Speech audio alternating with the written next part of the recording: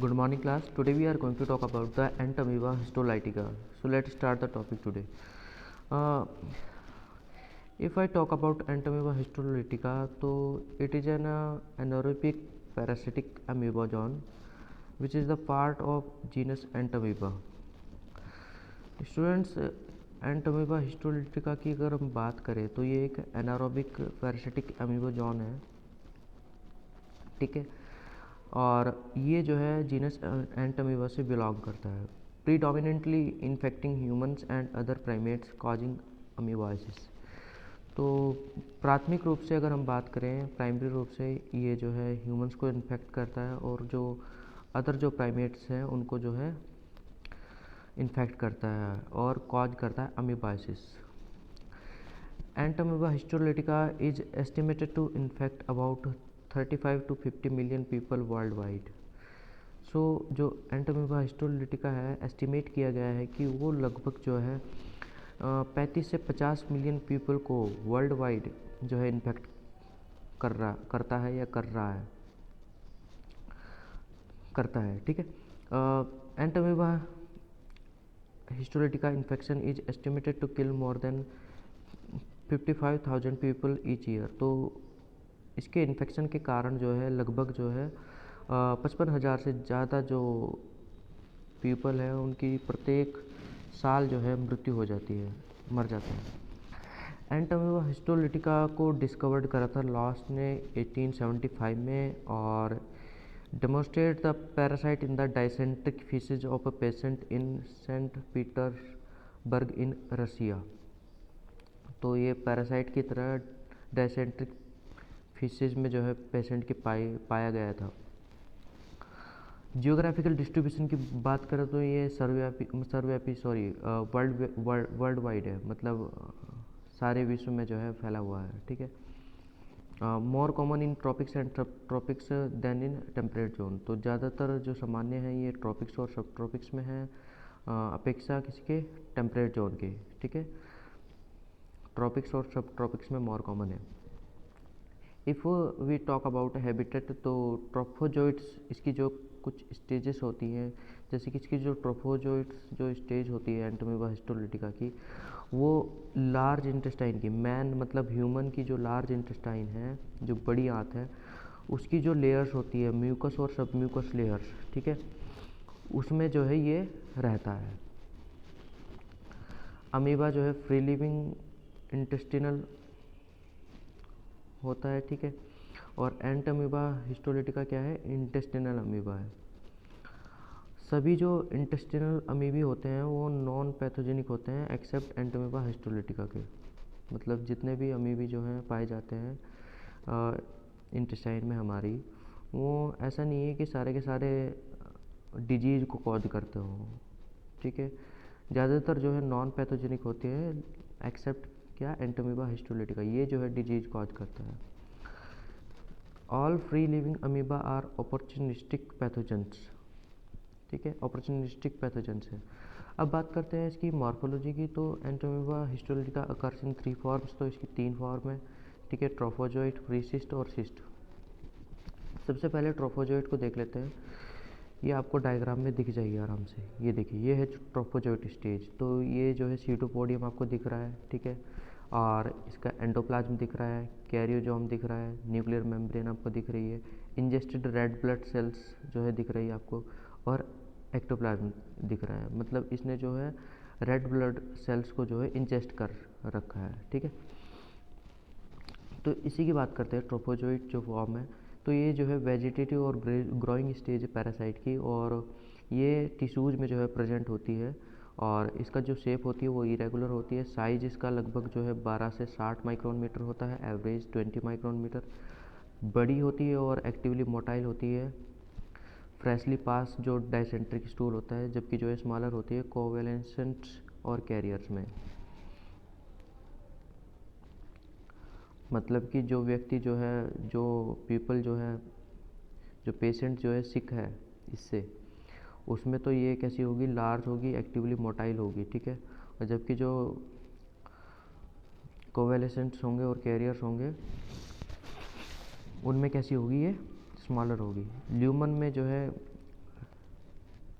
Lumen में होती है कॉमेंजल, ठीक है, और स्मॉल होती है साइज में 15 से माइक्रोन मीटर, 15 से 20 माइक्रोन मीटर, माइन्यूट फॉर्म, ठीक है। तो ये बात करें अपने ट्रोफोजोइट स्टेज की, ठीक है।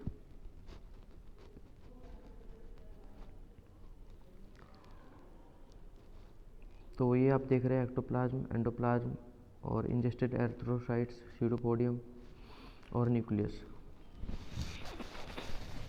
साइटोप्लाज्म की अगर हम इसके थोड़ा सा साइटोप्लाज्म की बात करें तो इसका जो आउटर साइटोप्लाज्म होता है वो क्लियर और ट्रांसपेरेंट और रिफ्रैक्टाइल होता है, जबकि जब हम बात करें इसके जो इनर एंडोप्लाज्म है वो फाइनली जो है ग्रेनुलर होता है, ग्राउंड ग्लास अपीयरेंस, और साथ में इसके न्यूक्लियस होता है, फूड वैक्यूल्स होती है, एरिथ्रोसाइट्स होती है, ल्यूकोसाइट्स होती है ओकेजनली, और टिश्यू डेब्रिस होता है। बात करते हैं प्रीसिस्टिक स्टेज की, तो ये आपको प्रीसिस्टिक स्टेज दिख रही है, ठीक है। और जो डी है वो बाइन्यूक्लिएट सिस्ट है, और जो ई है वो मैच्योर क्वाड्रीन्यूक्लिएट सिस्ट है, और ये जो है मोनोन्यूक्लिएट सिस्ट है। और इसमें क्या है, ये क्रोमीडियल बार और ग्लाइकोजन मास। देखते हैं इसके बारे में। प्रीसिस्टिक स्टेज की बात करें तो ट्रोफोजोइट्स जो है एनसिस्ट, एक सिस्ट आ जाती है उसके ऊपर इन द ल्यूमर में, और in before encystment the trophozoites extrudes its food vacuole.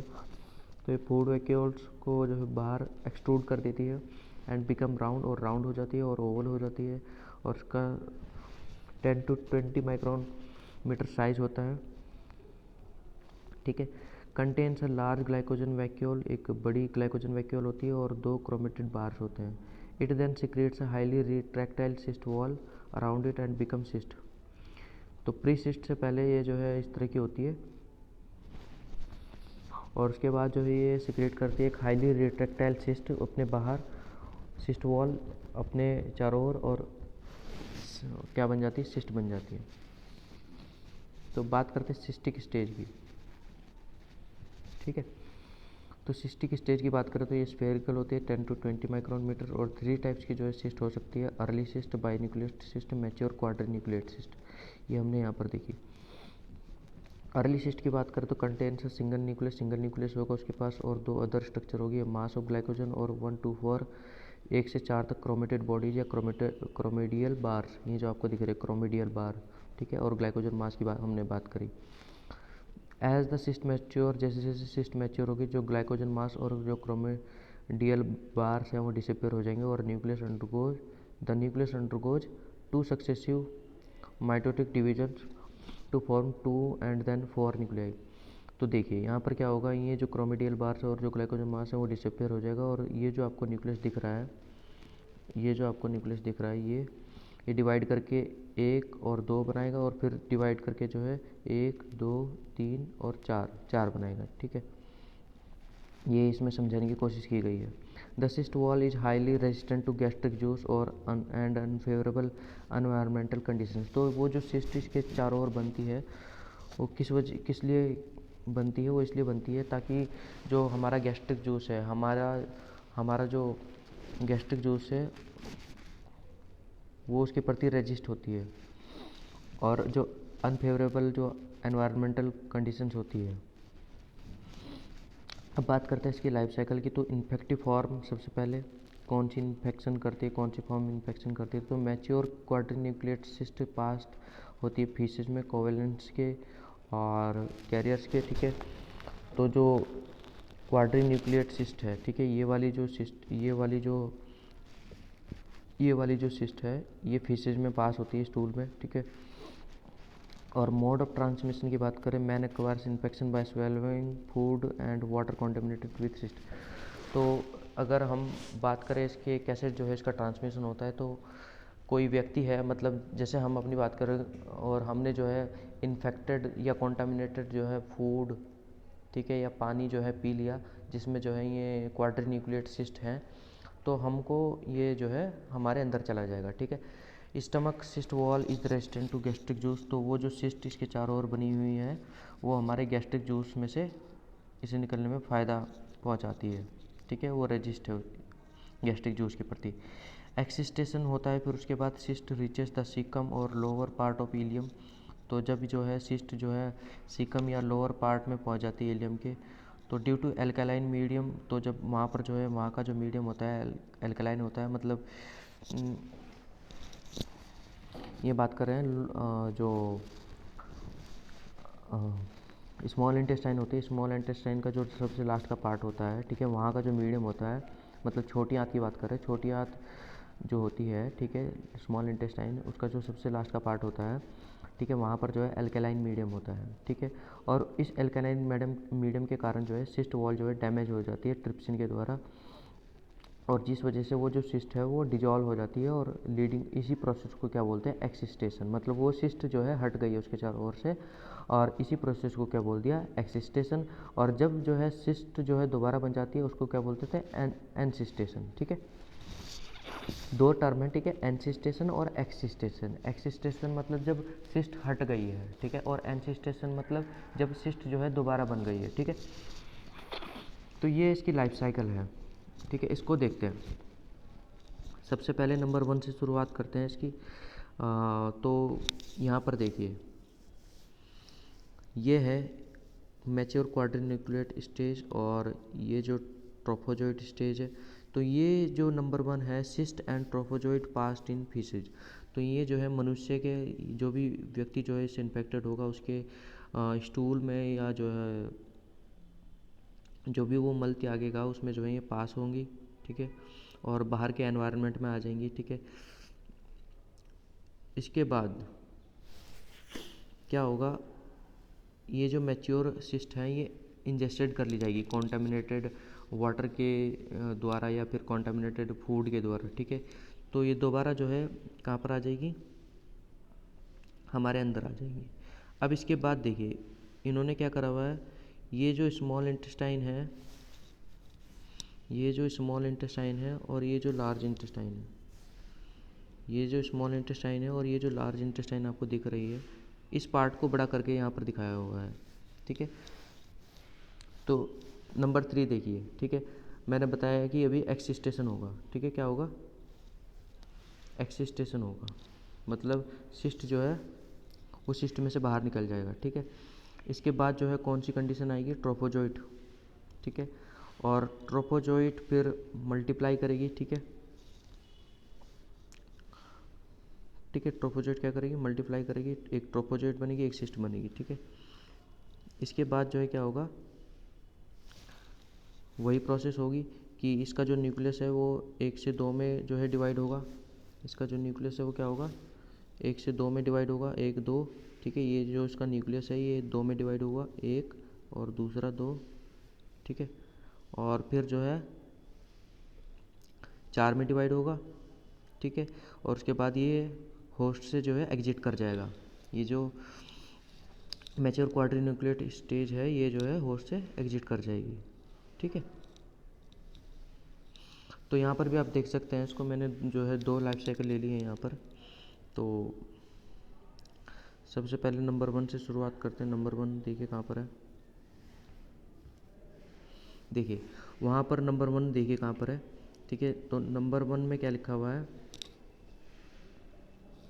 Number 1 में लिखा है मैच्योर सिस्ट। तो ये जो मैच्योर सिस्ट है ये इंजेस्ट कर ली जाती है ह्यूमन के द्वारा कॉन्टेमिनेटेड फूड और वाटर के द्वारा, और उसके बाद जो है इसका एक्सिस्टेशन होता है। नंबर 2 में देखिए एक्सिस्टेशन होता है, ठीक है, वो जो सिस्ट है वो हट जाती है। उसके बाद जो है ट्रोफोजोइट स्टेज आती है।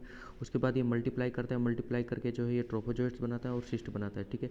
इसकी जो सिस्ट होती है उसमें न्यूक्लियस होता है, और उस न्यूक्लियस का जो है मल्टीप्लिकेशन होता है, वो 2 में डिवाइड हो जाता है, उसके बाद जो है 3 में डिवाइड हो जाता है, और जो क्रोमेडियल बार है वो जो है डिसअपियर हो जाते हैं। और फाइनली जो है कौन सी स्टेज आती है यहाँ पर, ये जो है ये है यहाँ पर सिस्ट जो है दोबारा बन जाते हैं इसके चारों ओर।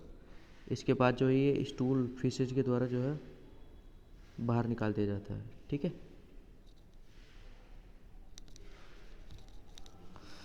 तो अगर हम इसको एक इसका ओवरव्यू देखें, ठीक है, तो वो देख लेते हैं एक बार, life cycle of Entamoeba histolytica. तो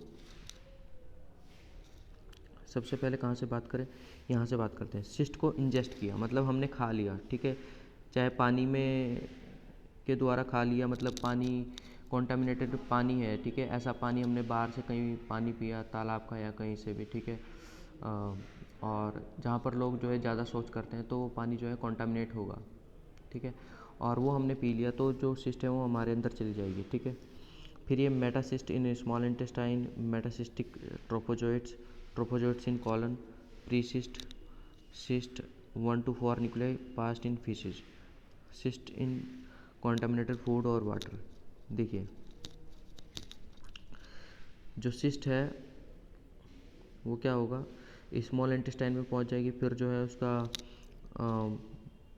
मल्टीप्लिकेशन करके वो क्या बनाएगी, ट्रोफोजोइट्स को बनाएगी, ठीक है, ट्रोफोजोइट्स जो कॉलन में होंगे, और क्या होगा, जो फिर प्रीसिस्टिक स्टेज आएगी, प्रीसिस्ट के बाद जो है दोबारा जो है सिस्टिक स्टेज आएगी, और सिस्टिक स्टेज आते ही जो है एक न्यूक्लियस 2 में डिवाइड होगा, 2 से 4 में डिवाइड होगा, और सिस्ट में जो है 4 न्यूक्लियाई होंगे, और ये जो सिस्ट स्टेज है और जो ट्रोफोजोइट स्टेज है वो जो है पास हो जाएगी फिशेज के द्वारा, और फिर कॉन्टामिनेट कर देगी फूड को और वाटर को। बात करते हैं इसके पैथोजेनेसिस और क्लिनिकल फीचर्स की। तो एंटोमीबा हिस्टोलिटिका कॉजेज करता है इंटेस्टिनल एंड एक्स्ट्रा इंटेस्टिनल अमीबोसिस, ठीक है। इंटेस्टिनल अमीबोसिस की अगर हम बात करें, pathogenesis, lumen dwelling amoeba do not cause any illness, ठीक है, जो ल्यूमन में रहते हैं अमीबा वो ज़्यादातर किसी तरह की कोई बीमारी पैदा नहीं करते, they causes disease only when they invade the intestinal tissues. तो ये जब ही जो है बीमारी को पैदा करते हैं जब ये इंटेस्टिनल टिश्यूज़ को इन्वेड करते हैं, मतलब उसमें से होकर के निकलते हैं, उसको डैमेज करते हैं, ठीक है। 10% जो है सिम्टोमेटिक होते हैं और 9% जो है एसिम्टोमेटिक होते हैं। 10% सिम्टोमेटिक का मतलब है कि 10% ऐसे होते हैं जो लक्षण को दिखाएंगे, लक्षण आएंगे, और 90% ऐसे होते हैं जो असिम्टोमेटिक होंगे, मतलब उनके लक्षण ही नहीं आएंगे।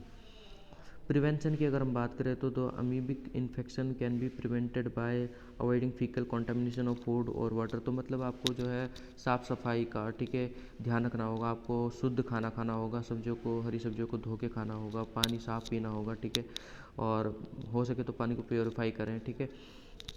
तो ये कुछ नॉर्मल से जो है प्रिवेंशन है इसके। There should be proper disposal of human faeces through proper drainage system, और जहाँ आप सोच करें वो भी जगह जो है मतलब वहाँ का जो ड्रेनेज सिस्टम है वो अच्छा हो, प्रॉपर डिस्पोजल हो, ठीक है। कॉन्टामिनेशन में result from discharge of sewage into reverse, क्योंकि क्या होता है जो सीवेज निकलता है वो सीवेज जो है कहाँ पर जाता है, रिवर्स में जाता है, ठीक है। Purified water should be distributed through pipelines to avoid contamination, boiled water is safe, ठीक है।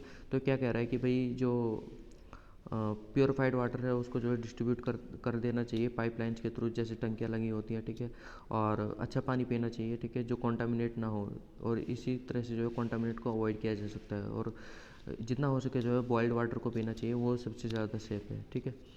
और इसकी अगर कंट्रोल मेजर्स की बात करें, मतलब एक कुछ मेडिसिन जो है, ड्रग्स जो है दिए जाते हैं।